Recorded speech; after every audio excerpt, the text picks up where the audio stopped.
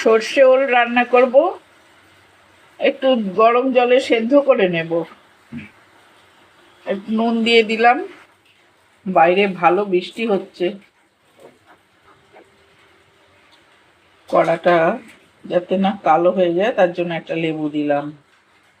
আচ্ছা দেখো, এখানে নারকেলের তলায় সর্ষে আছে, সর্ষে সামান্য পোস্ত, পোস্তটা কমই আছে, এটা একসঙ্গে বাটবো।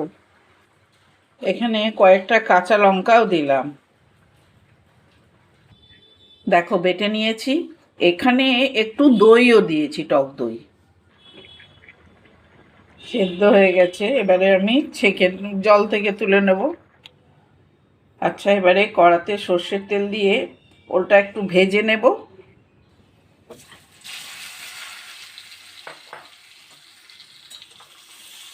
এখানে একটু হলুদের গুঁড়ো দেব, একটু লঙ্কার গুঁড়ো দেবো, যেটা একটু লাল হবে, কাশ্মীরি রেড চিলি পাউডার ওটাই দেব। এখানে ঝাল লঙ্কার গুঁড়োও দেওয়া যেতে পারতো, কিন্তু আমি অনেকটা কাঁচা লঙ্কা বেটেছি তো তাই দিলাম না।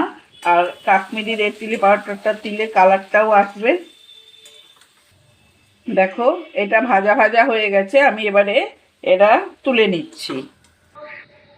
আর একটু সর্ষের তেল দিলাম, কালো জিরে ফোড়নে দিলাম, দেব থেতো করা রসুন। নিরামিষ দিনে এটা রান্না করলে রসুন দিতে লাগবে না, রসুন ছাড়াও ভালো খেতে লাগে। এবারে দেব ওই ভেজে রাখা ওল সেদ্ধটা। এখন দেব সর্ষে, আর সর্ষে পোস্ত, নারকেল, আমি তো একটু দইও দিয়েছিলাম, কাঁচা লঙ্কা সব একসঙ্গে করে বেটে নিয়েছিলাম তো ওটা দিলাম।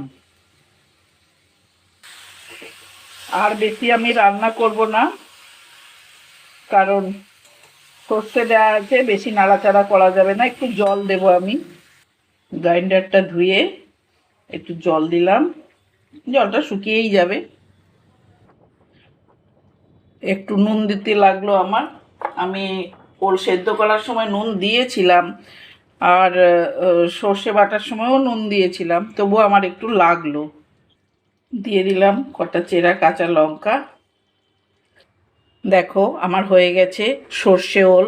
এটাকে আবার অনেকে মানে বা ওপার বাংলার লোকেরা ওই ওল কোডরা বলে।